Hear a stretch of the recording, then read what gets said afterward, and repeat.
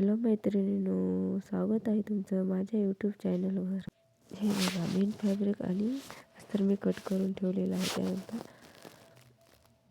अस्तर आणि main fabric मी stitch करून घेतला आणि एक्स्ट्राचा पार्ट कट करून घेतलेला आहे. हे बघा, बघू शकता हे दोन्ही पार्ट आपले तयार झालेले आहेत.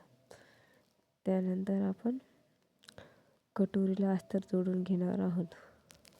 कटोरी आणि मेन फॅब्रिक घेतलेला आहे.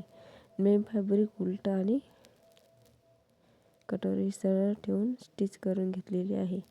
अस्तर बरोबर कट केलेलं असतं आणि मेन फॅब्रिक हा एक्स्ट्राचा असतो. जसं अस्तर असेल तसं पूर्ण स्टिच करून घ्यायची.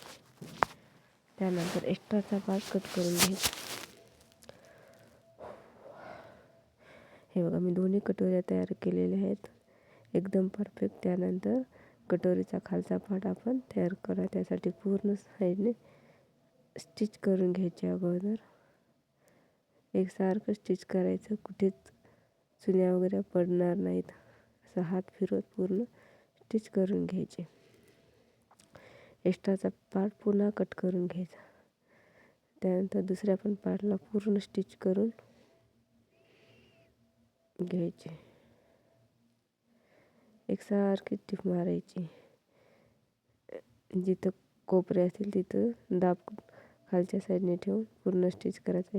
हे बघा, माझे दोन्ही पार्ट तयार झाले. त्यानंतर कटोरी खालच्या साईडने आणि खालचा पार्ट वरच्या साईडने ठेवून शिलाई टाकून घ्यायची.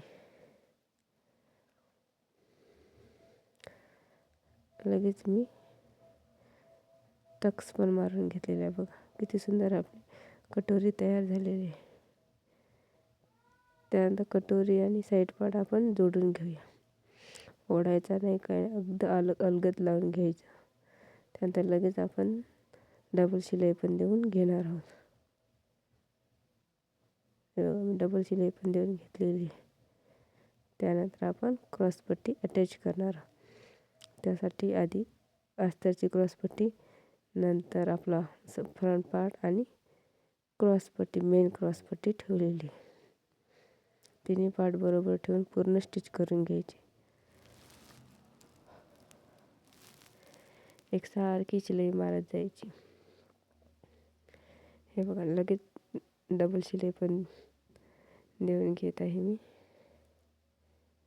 हे बघा, मी डबल शिलाई दिल्यानंतर गोल गोल करून पूर्ण रोल केलेला आहे आणि क्रॉसपट्टी उलटी करून त्याच्यावर पुन्हा एक शिलाई देत आहे.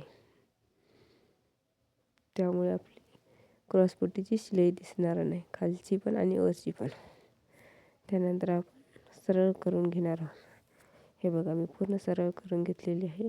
दोरी पण कट केली. त्यानंतर आपण आयपट्टी अटॅच करणार आहोत. फ्रंट पार्ट उलट्या साईडनं आयपट्टी सरळ ठेवून स्टिच केली. पहिलं फोल्ड केला, नंतर दुसरा करून शिलाई टाकून घ्यायची. एकसारखी शिलाई टाकायची. कपडा बरोबर फोल्ड करत पूर्ण शिलाई टाकून घ्यायची.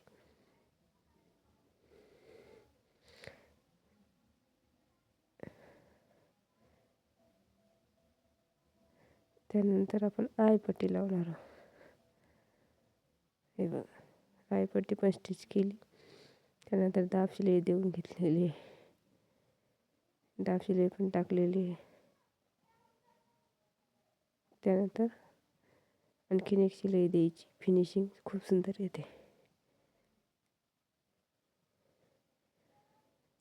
हे बघ, आपले दोन्ही पार्ट तयार झाले. त्यानंतर गळापट्टी 1 इंचाची घेतलेली आहे आणि शिलाई पण टाकून घेतलेली आहे. त्यानंतर मी गळ्याला अटॅच करत आहे. जसा गळ्याचा शेप आहे तसा हळूहळूपणे अटॅच करून घ्यायची. हे अटॅच केले, एक्स्ट्राचं कट केलं. त्यानंतर नॉचेस दिले आणि थोडंसं फोल्ड करून आपलं गोट तयार केला आणि शिलाई टाकून घेतली.